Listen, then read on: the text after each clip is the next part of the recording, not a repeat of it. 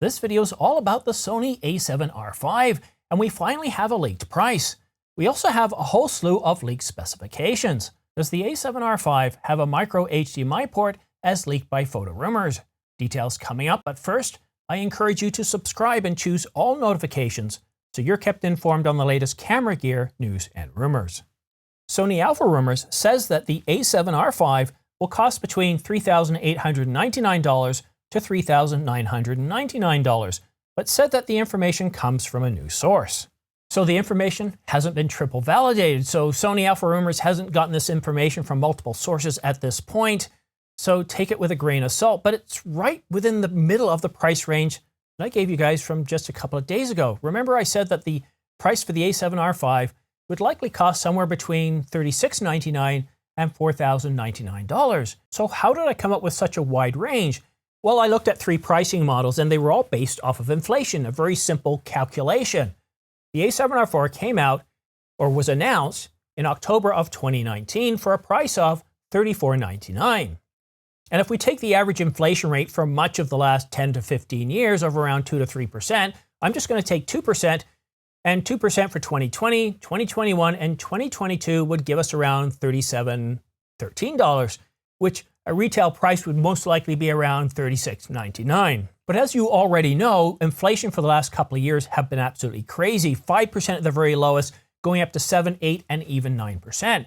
So if we look at a couple of pricing models based on 2%, 5%, and 7%, we get a price just over $4,000.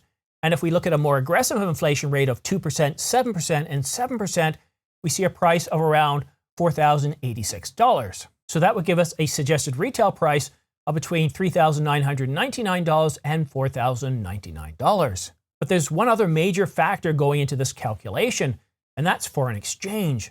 For the last couple of months, the US dollar has been on a tear against the euro, the Canadian dollar, the Australian dollar, New Zealand dollar, and the Japanese yen. Are they going to use those pricing models that I came up with, which they probably came up with themselves, and say, okay, we're going to base our prices based on the US dollar, and we're going to peg everything else against that, and use those foreign exchange numbers to multiply to come up with what it would be in Canadian dollars? So for example, the Canadian dollar right now, if we had a price of $36.99, to get the Canadian equivalent, we'd multiply by 1.4, and it would cost a whole lot more. Or will Sony look at it a little bit differently? Yes, they'll come up with a price of $36.99, but to come up with a Canadian equivalent price, knowing that the US dollar is on a bit of a tear, and that pricing it at 1.4 times will adversely hurt Canadian sales, UK sales, European sales, and so on. Maybe instead of multiplying it by 1.4, they soften that a little bit and multiply it by 1.2. Regardless of whether this leaked price of $38.99 to $39.99 is accurate, the price range certainly makes sense. One thing I have a problem with this, if it's a leaked price, wouldn't they have the exact pricing? Look, we're a week away from getting the announcement. What's the point of giving us a price range? I kind of doubt this was an actual leaked price, but it certainly makes an awful lot of sense based on the mathematics that I've applied to come up with a price. I think $39.99 is the most logical price. And while we're going to have to wait a week to find out what the actual US retail price is going to be for the A7R V, as well as the price in your own currency, I think $39.99 is a pretty good price point to budget based on. And if $39.99 is too much for you, or $38.99 is too much for you, then I think you might be a little bit disappointed by the actual leaked or the actual retail price of the Sony A7R V. And now for the other leaked specifications. Sony Alpha Rumors didn't tell us if these additional leaked specifications came from the same person that gave them the price, but I'm willing to assume that it is. Sony Alpha Rumors already told us triple validated specs that the A7R V is going to have a 61 megapixel sensor, a new image processor, but what this other source says is that we're going to get a new AI chip. No details on what that AI chip is going to do, but it's certainly going to help with processing and probably help with that new autofocus system, and maybe even the new pixel shift technology that's going to be in the A7R V. Sorry, I shouldn't say new, I should say innovated pixel shift technology, because as I said yesterday and got a lot of comments on this, it's not a new technology, it's an innovative technology that we're seeing in the, Canon, the Sony A7R V. Okay, so moving right along to video modes and refresh rates, 8K, 24, 25 frames per second, no mention of 30 frames per second. That new heatsink that we heard from Sony Alpha rumors yesterday, again, another triple validated spec, can record up to 30 minutes before the time limit kicks in. I don't know when the overheat's going to kick in, but there is definitely a time limit. It can do 4K, 24, 25, 30, 50, and 60 frames per second uncropped, but it can also do, according to the new rumors that we got today, Super 35 with a 6.2K oversampled 4K, so that's impressive as well. No mention of the frame rates, but it's most likely 24 all the way up to 60 frames per second. But some other interesting tidbits, we're going to get 16-bit raw output and output. Now, this is something I saw in the previous leaked rumors from Photo Rumors, indicating that the A7R V might have, oh, say it ain't true, a micro HDMI port. I hate micro, I really do. Mini isn't so bad, but full size, there's no reason not to. And the Sony A7R V, according to the rumors out today, will have a full-size HDMI port. So really good news there, full-size HDMI port for anybody doing video, anybody using a Ninja 5, anybody outputting from their camera, whether it be for stills or video, having a full-size HDMI port is very, very critical.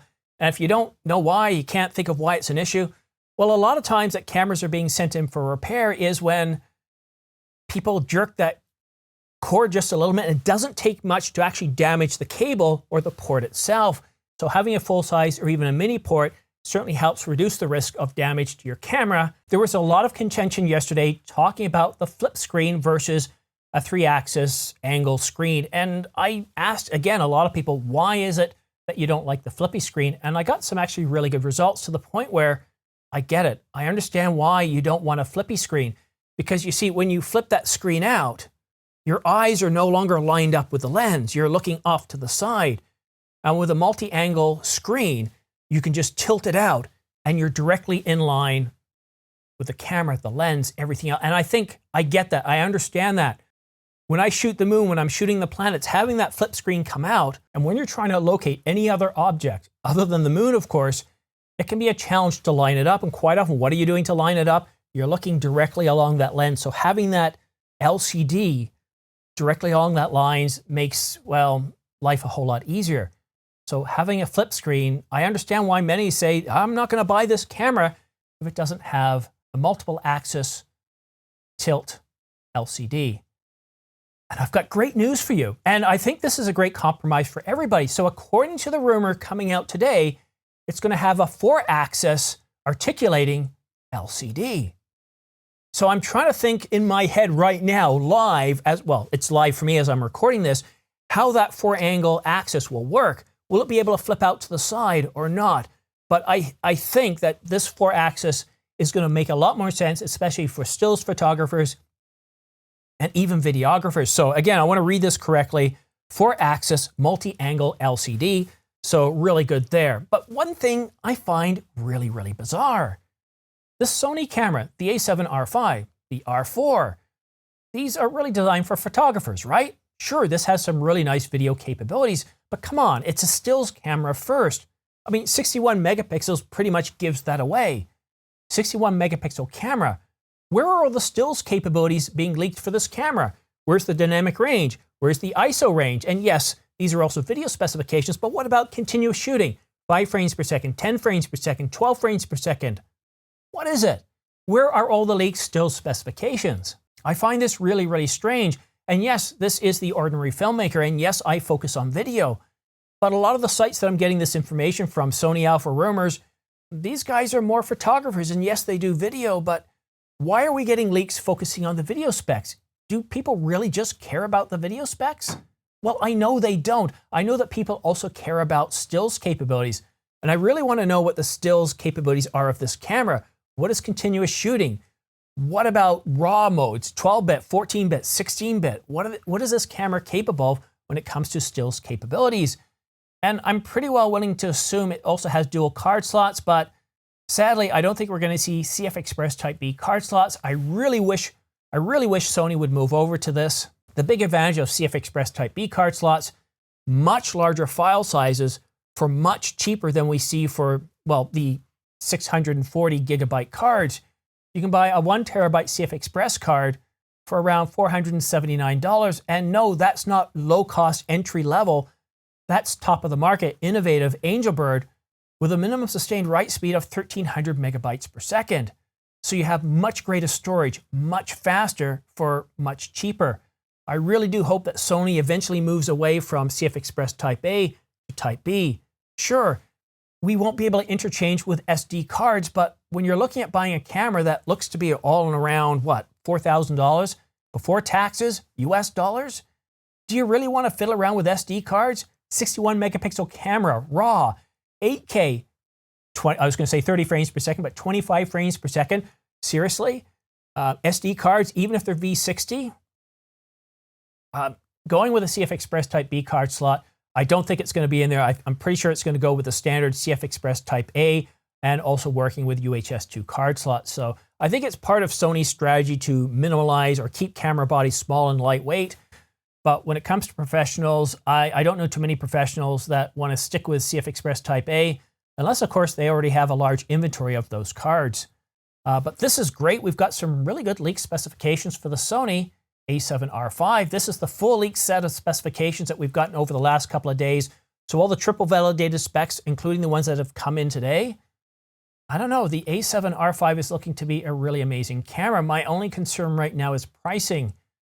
Everything we see, food, energy, whatever you look at buying, anything you click on to purchase, shirts, lighting, I'm looking around my camera gear, they're all going up. I just heard today, I was watching the CBC, and they're saying that the cost of food has gone up anywhere from 10% to 20% year over year. I wouldn't expect this camera to be kept really cheap. I am curious to know how different US dollar pricing is going to be versus other currencies, because the US dollar has been really strong. If they do just peg it against the US dollar and don't provide any sort of discount, I think in countries like Australia, New Zealand, Canada, Britain with their pound, how well it's been performing lately, and of course the euro also down against the US dollar, I think it's going to make the Sony A7R V a whole lot less affordable, and maybe some people will look to the A7R IV as being a cheaper option. But that's it for now. If you do want to stay up to date on the latest camera news and rumors, go ahead and subscribe and choose all notifications. By choosing all notifications, as soon as I publish a new video like this one here, you'll get notified by YouTube so you can stay up to date on the latest camera news and rumors. That saves you from having to scan all Twitter feeds, or RSS feeds, from following all your favorite websites and YouTube channels. And I'm not saying you shouldn't follow all those wonderful channels and websites, but when you're in a rush, subscribe, choose all notifications, and I cover all the major camera news and rumors. So yeah, thank you so much for watching. Have yourself a great day, and keep in mind that the Sony A7R V is going to be announced on October the 26th at 1500 hours GMT, or 3 p.m. London time, 10 a.m. New York and Toronto time. According to Sony Alpha Rumors, that is a triple validated date, so we're just about a week away now. We'll know very shortly. Thank you so much for watching. We'll see you again soon.